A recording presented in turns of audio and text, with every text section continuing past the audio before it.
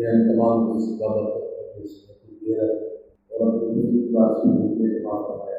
کہنے والا سننے والے سبھی وقت محتاج ہے. بہت نمائندہ تعالیٰ تمام پہلے سننے سے زیادہ عمل کرنے کی کوشش. قرآن کریم میں اللہ پاک ارشاد فرما رہے ہیں ایمان والوں سچوں کے ساتھ ہو جاؤ, سچوں کی صحبت اختیار کرو.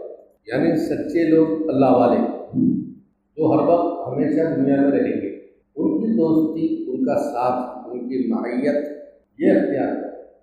دنیا کے ڈاکٹر لوگ جسمانی مرض اور بیماری کو دور کرتے ہیں, ان کے پاس اس کا علاج ہوتا ہے. اولیاء اللہ روحانی ڈاکٹر ہوتے ہیں جو روحانی مرض ہوتے ہیں اس کا علاج کرتے ہیں. ظاہر سی بات ہے کسی میں اگر چغل خوری کی بیماری لگ گئی, حسد جلن کی بیماری لگ گئی, کبر گھمنڈ کی بیماری لگ گئی, ریا تکبر کی بیماری لگ گئی, تو یہ بیماریوں کا علاج ڈاکٹر کے پاس تو نہیں ملے. ایسے کوئی انجیکشن ہے جس سے گھمنڈ دور ہو جائے؟ ایسا کوئی کیپسول اور کوئی گولی دوا ایسی سلائن ہے جس سے جھوٹ بولنے کی بیماری ختم ہو جائے؟ یہ روحانی بیماریوں کا علاج اللہ والوں کے پاس ہوتا ہے. اللہ والوں کی صحبت اختیار کرنے سے یہ ساری چیزیں گندگیاں آلودگیاں دور ہوتی ہے اور قلب صاف اور منزہ ہوتا ہے, آئینے کی طرح شفاف ہوتا ہے. ورنہ جب گناہ کرے گا, جب کالا نقطہ دل پر لگے گا, جب کرے گا جب لگے گا, جتنے گناہ ہوتے رہیں گے دل سیاہ کالا ہو جائے گا. ایک دن وہ آئے گا کہ پھر اچھی بات بھی اس پر اثر نہیں کرے گی. کپڑے کو دھونے کے واسطے صابن چاہیے, لوہے کا زنگ نکالنے کے واسطے انگار کی بھٹی چاہیے, دل کا زنگ دور کرنے کے لیے اللہ کا ذکر چاہیے. وہ اللہ کا ذکر کرنے سے پھر دل صاف ہوتا ہے, پھر دل صاف ہوتا ہے. ایک بزرگ اللہ والے باہر ملک گئے, وہاں پر اپنے انڈیا کے لوگ ایگریکلچر ڈپارٹمنٹ میں خوب مہارت حاصل کی, وہاں نوکری مل گئی. ان لوگوں نے کہا کہ حضرت قرآن کریم میں قد افلح من تزکا, کامیاب وہ شخص ہے جو اپنے نفس کا تزکیہ کر لے, اپنے نفس کو صاف اور پاک کر لے گناہوں سے. تو اس کے لیے کسی کی بیان کرنا کیا ضروری ہے, ہم خود بھی کر سکتے ہیں. تو حضرت نے فرمایا تمہارا ڈپارٹمنٹ کون سا ہے؟ Agriculture department. کیا کرتے ہو؟ کہ ہم ریسرچ کرتے ہیں. کیسا؟ جیسے مثال کے طور پر ایک آم ہے, دیسی آم, ایک لنگڑا آم. اب دونوں کی ٹہنی کو کاٹ کر اگر ہم ملا دیں اور ملا کر اس کو زمین میں دفن کریں تو تیسرا آم وجود میں آتا ہے. کہنے لگا کیسے تم الزام کرتے, کیسے ملاتے اس کی ٹہنی کو, کاٹ اس کو کراس کاٹتے, اس کو کراس کاٹتے, کہ دونوں کو ملا کر مضبوط پٹی اس قدر باندھتے کہ بال برابر بھی جگہ نہ رہے. اگر تھوڑی بھی جگہ باقی رہے گی تو پھر وہ درخت نہیں لگے گا, پھل نہیں آئے گا. اس کو کہتے ہیں الصاق تام, مکمل الصاق. ایسے ملایا, ایسے چپکایا کہ بال برابر بھی جگہ باقی نہیں. حضرت نے فرمایا تمہارے سوال میں ہی تمہارا جواب ہے. دیسی آم کو لنگڑے آم کے ساتھ میں ٹہنی کو اس قدر کس کر باندھا جاتا ہے کہ بال برابر بھی جگہ اس میں خالی نہ رہے, تب وہ جا کر پھل آور ہو سکتا ہے. ایسے ہی اگر کوئی گناہ آلود دل ہے اور وہ اللہ والے دل سے اگر چپک جائے اور الصاق تام ہو جائے تب ہی اس کا فائدہ ہو سکتا ہے, ورنہ نہیں. ہمارے بزرگ فرماتے ہیں کسی سے بیعت نہیں ہونا اتنا بڑا جرم نہیں ہے جتنا بیعت ہو کر توڑ دینا جرم ہے. دل میں خیال آیا چلو مفتی صاحب سے بیعت ہو جائے گی, مفتی صاحب سے بیعت ہو گئے, بعد میں کوئی اللہ والے ہیں, ارے یار یہ تو بہت بڑے اللہ والے ہیں, اپن ان سے ہو گئے, ان سے ہوتے تو اچھا تھا, ان کی بیعت توڑ دو. بیعت توڑا گناہ کیا, مناسب نہیں. جس سے بھی بیعت ہو گئے. تجدید بیعت ہم کر سکتے ہیں ان شیخ کے انتقال کے بعد میں. جیسے ہمارے شیخ تھے عبدالجلیل صاحب نور اللہ برکتہ دیوبندی, ان کے انتقال کے بعد میں تجدید بیعت کر سکتے کسی سے, تعلیم لے سکتے کسی سے, لیکن بیعت کو نہیں توڑ سکتے. اللہ والے ہمارے دلوں پر حکمرانی کرتے ہیں, دلوں کو سیکل کرتے ہیں, پاک اور صاف کرتے ہیں. یہ توجہ ڈالتے ہیں ہمارے دل پر تو ہمارے دل بن جائیں.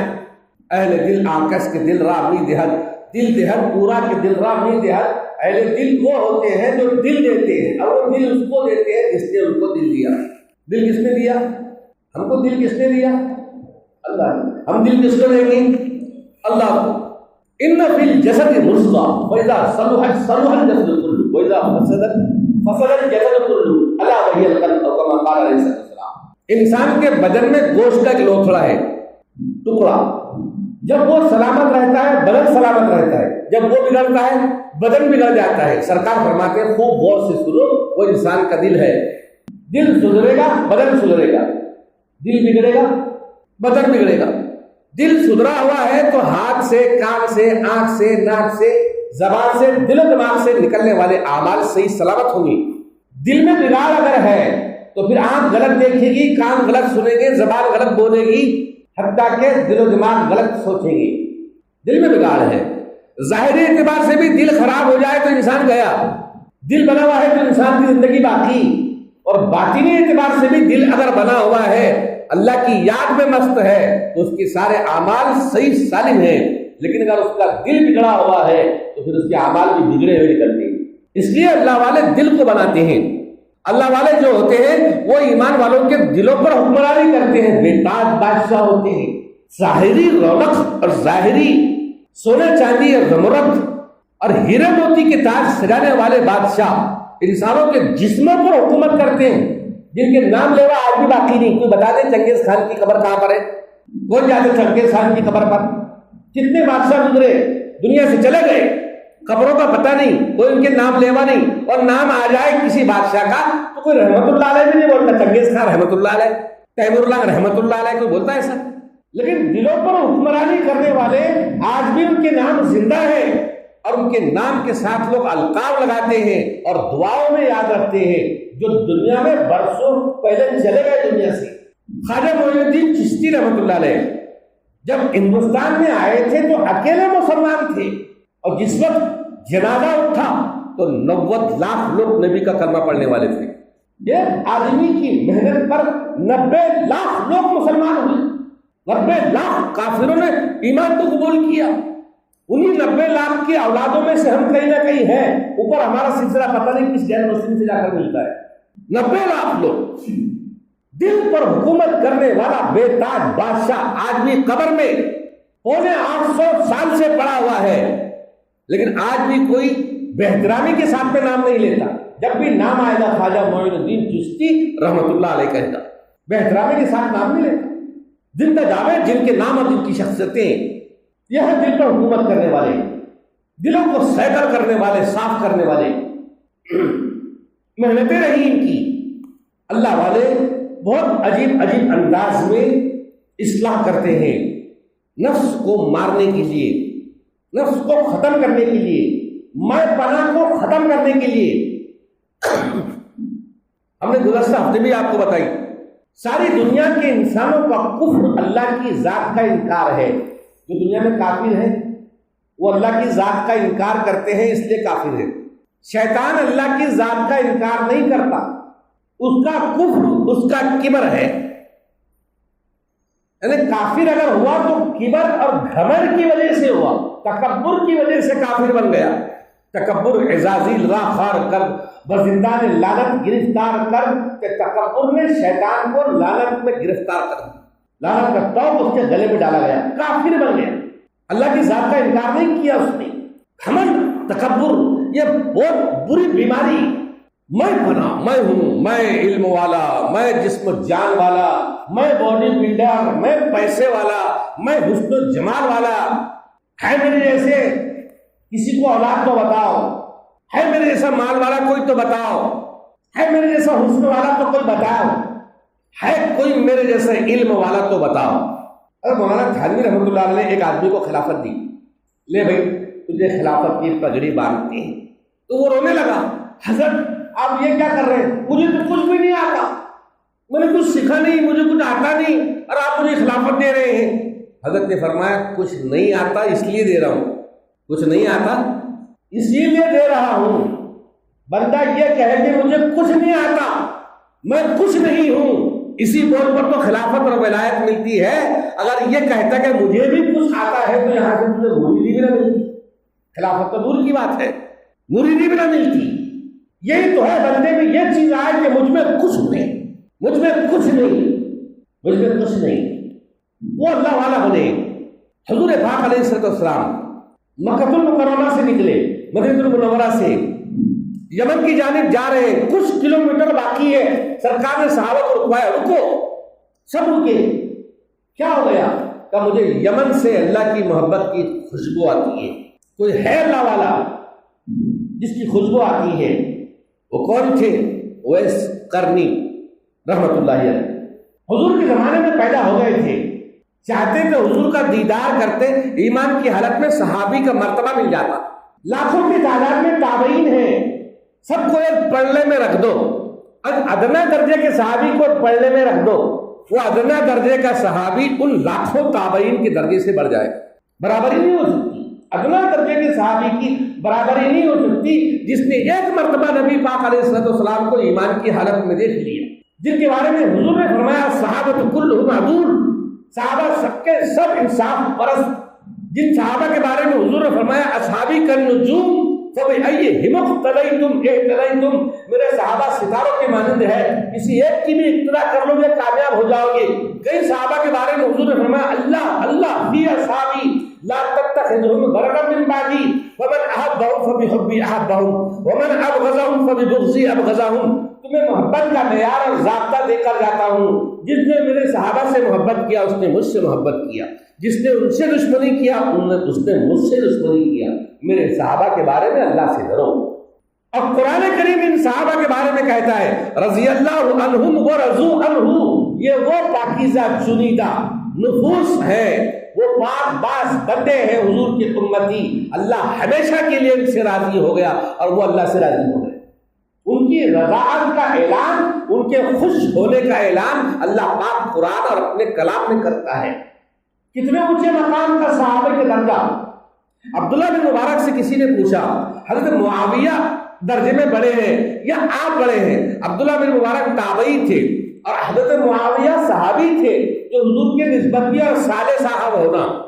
تو کسی طالب علم نے کہہ دیا حضرت معاویہ کا درجہ بڑا ہے، حضرت یہ آپ کا درجہ بڑا ہے.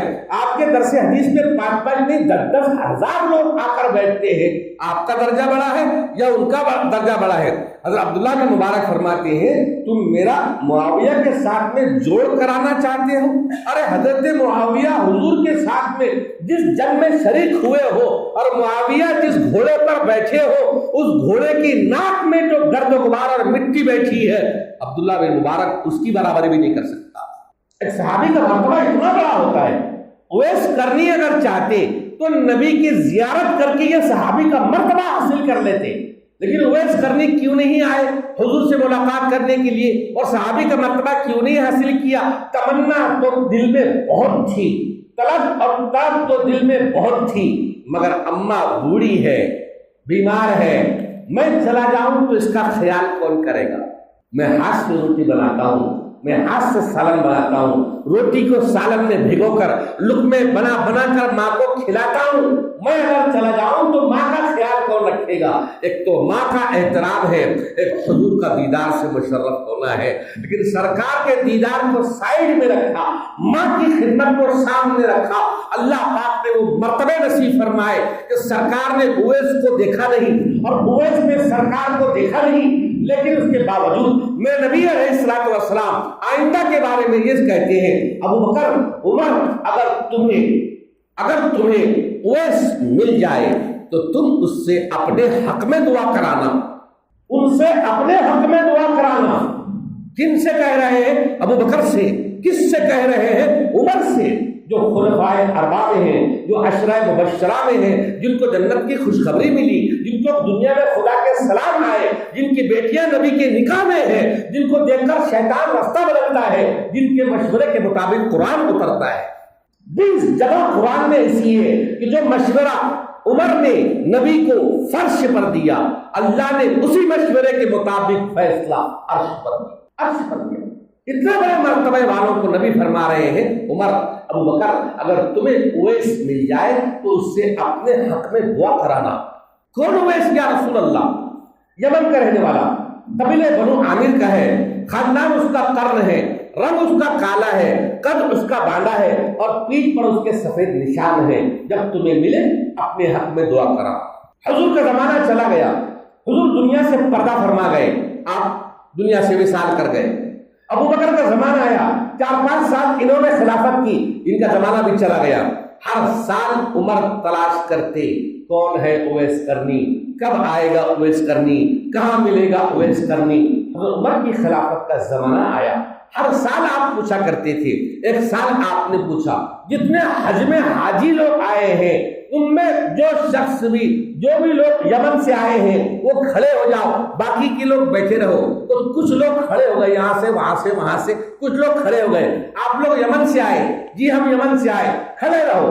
تم میں جو یمن سے آنے والوں میں قبیلے بنو عامر کے ہیں وہ کھڑے ہو، باقی لوگ بیٹھ جائیں۔ تو یمن سے دوسرے خاندان قبیلے کے لوگ تھے وہ بیٹھ گئے، قبیلے بنو عامر کے کچھ لوگ کھڑے رہے۔ تو تم قبیلے بنو عامر کے ہو؟ جی ہاں، کھڑے رہو۔ تم میں جو خاندان قرن کا ہوگا وہ کھڑے رہو، باقی لوگ بیٹھ جاؤ۔ تو ایک ہی آدمی کھڑا ہوا، باقی سب لوگ بیٹھے۔ کہ تم خاندان قرن سے؟ کہاں؟ قبیلے بنو عامر کے؟ جی ہاں۔ یمن سے آئے ہیں؟ جی ہاں۔ تو پھر تم اویس کرنی کو پہچانتے ہوں گے۔ کہاں؟ میرا بھتیجا ہے، حج میں آیا کیا؟ ہاں حج میں آیا ہے۔ کہاں ہے؟ عرفات کے میدان میں اونٹ چرا رہا ہے۔ اگر علی کا ہاتھ پکڑا اور وہاں لے کر گئے، وہاں دیکھا چند اونٹ چر رہے ہیں، اویس ایک درخت کے سائے میں نماز کی نیت باندھ کر کھڑے ہوئے، لمبی لمبی رکعتیں ہیں۔ دونوں احباب جا کر وہاں پر سائڈ میں بیٹھ گئے۔ انہوں نے محسوس کیا کہ کھڑا بیٹھا ہے، آ کر جلدی نماز کو مختصر کیا، سلام پھیرا۔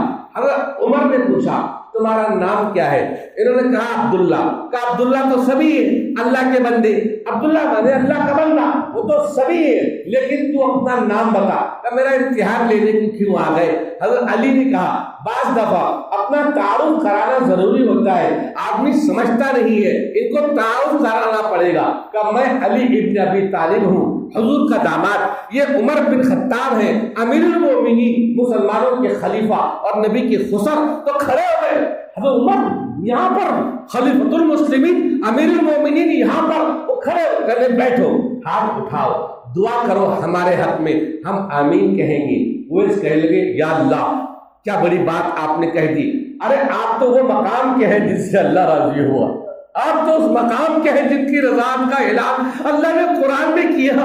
ارے آپ وہ ہیں جن کو خدا کے سلام دنیا میں آتے شیطان جن کو دیکھ کر بھاگ جاتا ہے، جو زمین پر پیر پٹکتا ہے تو زلزلے دب جاتے ہیں، رک جاتے ہیں۔ تم دعا کرو دونوں، میں حامد کہتا ہوں علی تم تو وہ ہو کہ نبی نے فرمایا میں علم کا گھر ہوں تو علی اس کا دروازہ، میں علم کا گھر ہوں تو علی اس کا دروازہ، جس کو گھر میں آنا ہے دروازے سے ہو کر آئے گا۔ تم دونوں دعا کرو مجھ جیسے گناہگار کے لیے، میں آمین کہتا ہوں۔ عمر نے کہا نہیں تم دعا کرو گے میں آمین کہوں گا۔ کہا ایسا کیوں کہتے ہو؟ کہا ایسا اس لیے کہ اللہ تمہاری دعا کو رد نہیں کرتا، اللہ تمہاری دعا کو رد نہیں کرتا۔ وہ اس لیے رد نہیں کرتا کہ تیری ماں کی خدمت نے، تیری ماں کی خدمت نے تجھے وہ مرتبہ نصیب کر دیا کہ جب بھی اویس ہاتھ اٹھاتا ہے اللہ لبیک کہتا ہے، اللہ لبیک کہتا ہے۔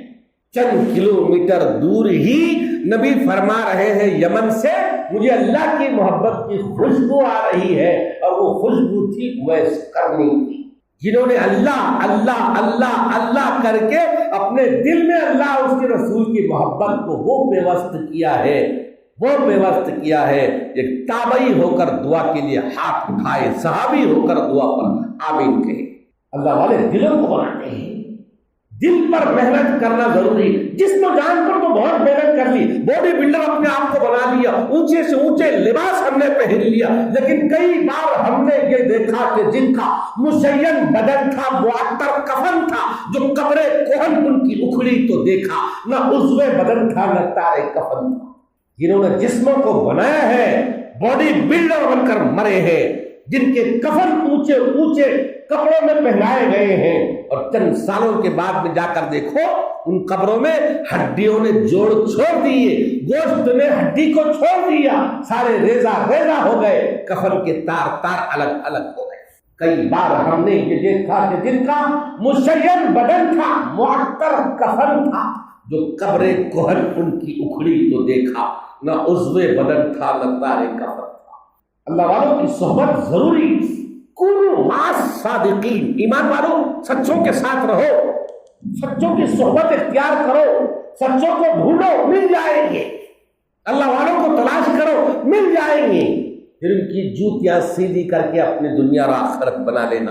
ان کی جوتیوں میں بیٹھ کر ان کی اپنی آخرت کو سنوار لینا، وہ جس سانچے میں ڈھالے ڈھل جانا، جس طرح بنائے سنوارے سنور جانا، صحبت کو نہ چھوڑنا، اللہ والوں کی صحبت سے دوری اختیار نہ کرنا۔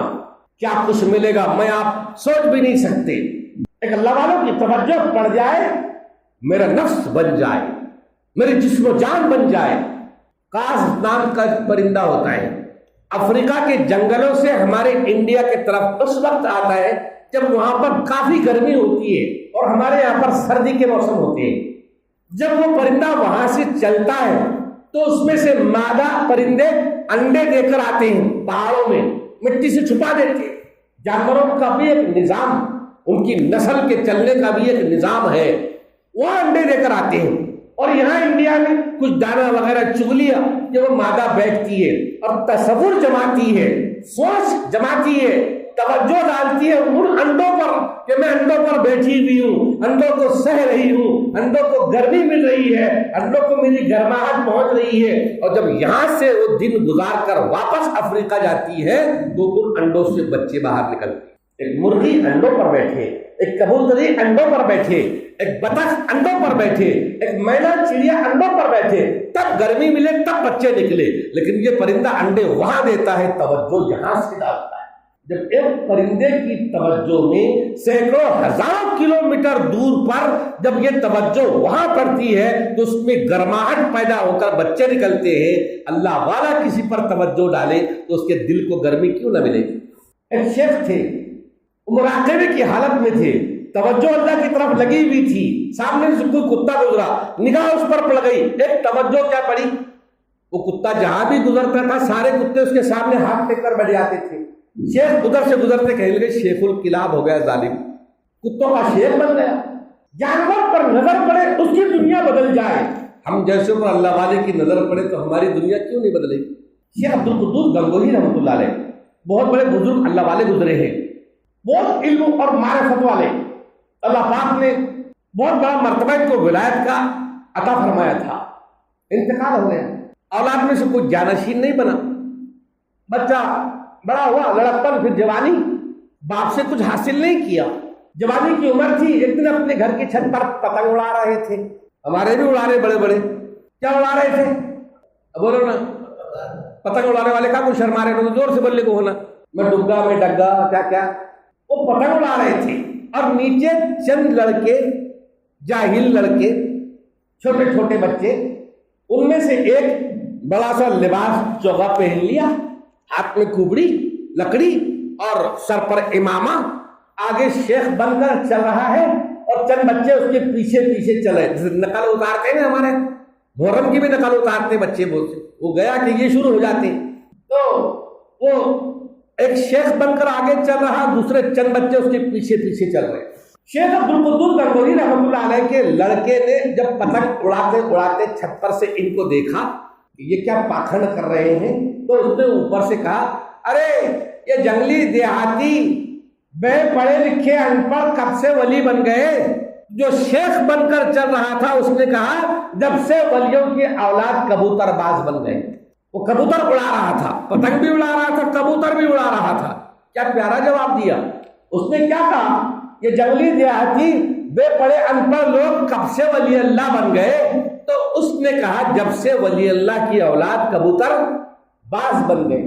جھٹکا سا لگا کہ واقعی میں اللہ کا ولی کا بیٹا ہوں اور میں کبوتر باز، میں پتنگ باز۔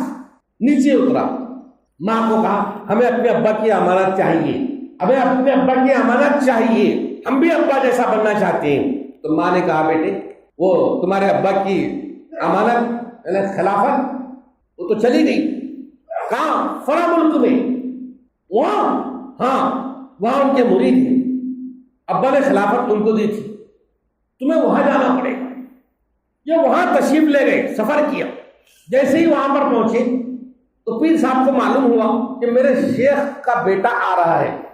جس شیخ سے ہم بیعت ہوتے ہیں، جس شیخ کو اپنا پیر بناتے ہیں، اس کے دوستوں اور اس کی اولاد کے ساتھ میں بھی وہی احترام کیا جاتا ہے جو شیخ کے ساتھ میں ہوتا ہے۔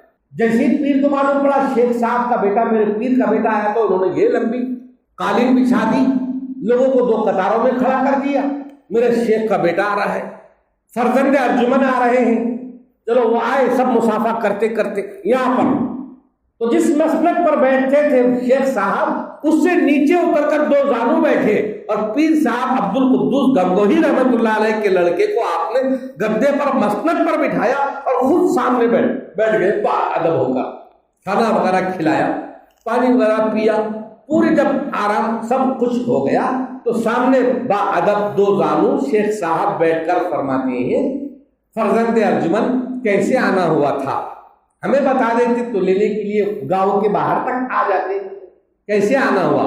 کہ ابا کی جو امانت آپ کے پاس ہے وہ لینے کے لیے آئے ہوں۔ اچھا وہ لینے کے لیے آئے تو کھڑے ہو گئے اور ایک لات ماری زور سے تو وہاں جا گرے، دور جا گرے۔ کیا تو یہ عزت و احترام تھا پیر صاحب کے بیٹے کا، اور جیسے ہی خلافت اور امانت کی بات کی تو لات مار دی، دور جا گرے۔ یہ کیا ہوا؟ یہی تو دیکھنا تھا شیخ کو کہ اس میں برداشت کرنے کی قوت اور طاقت کتنی ہے، نفس موٹا ہے یا دبلا ہے، ابھی اس میں لینے کی قوت صلاحیت پیدا ہوئی یا نہیں ہوئی؟ نہیں تو دوسرا کوئی ہوتا تو میں اتنے بڑے تمہارے شیخ کا بیٹا، میرے ابا نے تو تم کو خلافت دی ہے، تم لاتا مارے میرے کو؟ یہ میں پناہ ختم کرنے کے لیے، نفس کو مارنے کے لیے لات مار کر دور کر دیا، وہاں بیٹھو چپلا جوتوں میں، تمہارا مقام یہاں نہیں ہے۔ مطلب یہ کہ جس امانت کو لینے کے لیے آیا وہ اتنی آسانی سے نہیں ملتی، آئینہ بنتا ہے رگڑے لاکھ جب کھاتا ہے دل، کچھ نہ پوچھو دل بڑی مشکل سے بن پاتا ہے دل، یوں نہیں مل جاتا۔ یہ شہادت گہے الفت میں قدم رکھنا ہے، لوگ آسان سمجھتے ہیں مسلمان ہونا۔ وہاں بیٹھو، جوتی چپلوں میں بٹھا دیا، یہی کھانا یہی پینا، نماز بھی یہی، اندر آ کر نماز سے نماز نہیں پڑھنا، وہی بیٹھو وہی بیٹھے۔ بہت سارے مریدین آتے تھے، تبلا رہتا تھا، طبیلا، گھوڑے بنتے تھے، گھوڑوں کی لیڈ اٹھانے کے لیے خادمہ تھی کہ جب جائے گی نا ٹوکرے میں بھر کے، وہ بیٹھا ہے 15-20 دن سے جوتوں چپلوں کے پاس میں، ذرا ادھر سے گزرنا، تھوڑا سا گوبر گرا دینا سامنے سے۔ انہیں ویسے ہی کیا، خادمہ نے تھوڑا گوبر اس کے سامنے گرا دی پھٹ کر کے، گالی دیا موٹی سی، چلے گی خادمہ۔ شیخ صاحب نے بولے کیا ہوا؟ موٹی گالی دیا، دکھتا ہے تیرے کو، کچھ تو کچھ بول دیا، کوئی بات نہیں، ابھی اس کا نفس مرا نہیں، موٹا ہے، ابھی مرا نہیں، مرے گا، اور اصلاح باقی ہے۔ چند دن کے بعد میں پھر کہا خادمہ کو اب ذرا گرا دینا، تھوڑا اور گوبر گرا دی، یوں دیکھا ٹکار کے، بولا کچھ نہیں۔ حضرت کے پاس میں گئی، کہنے کہ حضرت پہلے گالیاں دے رہا تھا، اب خالی دیکھا آنکھیں نکال کے، بولا کچھ بھی نہیں۔ ہاں ذرا اب اصلاح ہو رہی ہے، نفس کچلا جا رہا ہے، نفس کچل رہا ہے، اور اصلاح باقی ہے، چند دن ٹھہرو۔ 15-20 دن کے بعد میں پھر کا ٹوکرے میں سے اور گوبر اس کے سامنے گرا دینا۔ اب ان کا رہنا وہی تھا، جوتے چپلا کی جگہ پہ، کھانا پینا بھی وہی، اب گند گوبر گرے گا تو انسان کو برا لگے گا ہی۔ تیسرے سے پھر اس نے گوبر گرا دی، تو اب کی مرتبہ کیا ہوا؟ اس نے گوبر اپنے ہاتھوں سے اٹھایا کہ بہن لاؤ تمہارا ٹوکرا میں لے جا کر پھینک دوں۔ اب جا کر عرض کیا، حضرت پہلے گالیاں دیا تھا، بعد میں آنکھوں نکال کر دکھا تھا، اب تو کہہ رہا ہے کہ لاؤ بہن میں تمہارا ٹوکرا لے جا کر پھینک دوں۔ اب اصلاح ہوئی، اب اٹھایا وہاں سے، اور اٹھانے کے بعد کہا جاؤ نہا دھو کپڑے پہنو، نہا دھلایا کپڑے پہنایا، اپنے دسترخوان پر کھانا کھلایا۔ ہم شکار کے لیے چل رہے ہیں، شکاری کتے ہمارے ساتھ میں ہیں، وہ شکار کریں گے، تمہیں رسیاں پکڑ کر چلنا ہے۔ یہ ایک امتحان اور بھی شیخ کی طرف سے، دیکھو جنگل میں ہم پہنچ گئے، شکاری کتوں کی رسیاں ہمارے ہاتھ میں، جیسے ہم اشارہ کریں گے کتا وہ نظر آئے گا شکار، تو تم نے کتوں کو چھوڑنا ہے، ساتھ میں بھاگنا ہے ان کے، ایک دم کتے چھوٹ جائیں گے تو وہ خود ہی شکار کو کھا لیں گے، اس لیے ان کے ساتھ میں جانا، بھاگنا ہے، تاکہ وہ شکار کو پکڑ لیں اور تم بھی جا کر کتوں کو اپنی طرف کھینچ لو، تاکہ اس کو آسانی سے ذبح کیا جا سکے۔ اب جب اس نے سنا کہ کتے بھی چھوٹنا نہیں اور شکار بھی بھاگنا نہیں، تو انہوں نے کتوں کی لمبی رسیاں اپنے کمر سے باندھ لی۔ جیسے ہی شیخ نے اشارہ کیا وہ شکار جا رہا ہے، انہوں نے کتوں کو اشارہ کیا، کتے سر پر دوڑے، یہ بھی جہاں تک دوڑا گیا دوڑے، بعد میں گر پڑے تو جب کتوں نے گھسیٹ کر لے کر گئے تو پورا بدن چھل گیا. حضرت فرمانے لگے ان زخموں کو مندمل کیا جا سکتا ہے, اس پر مرہم رکھا جائے گا, لیکن آج سمجھ میں آ گیا کہ نفس کی اصلاح بھی ہو گئی اور شیخ کی تابع داری بھی سمجھ میں آ گئی کہ ماشاءاللہ شیخ کا حکم ماننے کے لیے کہاں تک تیار ہے, جان دینے تک کو تیار ہو گیا. وہاں سے ان کو اٹھایا, ان کے زخموں پر مرہم رکھا, پھر ان کو اچھا لباس پہنایا, پھر اسی مسند پر لا کر بٹھایا ہے جس دن پہلے دن لا کر بٹھایا تھا, اور خود باادب دو زانو ہو کر بیٹھے کہ میاں اب آپ میں فرزند ارجمن, اب آپ میں وہ صلاحیت پیدا ہو چکی ہے کہ ہم آپ کے ابا کی امانت آپ کو عطا کر دیں, آؤ کھڑے ہو جائیں. کھڑے ہوئے سینے سے سینے کو لگایا اور اپنی اس امانت کو فرزند ارجمن کے سینے میں منتقل کر دیا. اب یہ دستار فضیلت لو, ہم تمہیں باندھتے ہیں خلافت کی پگڑی, اب اپنے مقام پر جا کر کام کرو. میرے دوستو, اس قدر مجاہدے کے بعد میں پھر اللہ دل میں آتے ہیں اور اللہ والوں کی صحبت سے اللہ ملتا ہے. اللہ اللہ کرتے رہیں گے انشاءاللہ اللہ کے معرفت کا نور ہمیں بھی نصیب ہوگا. اللہ پاک کہیں سنی باتوں پر کہنے سننے سے زیادہ عمل کی توفیق بخشے.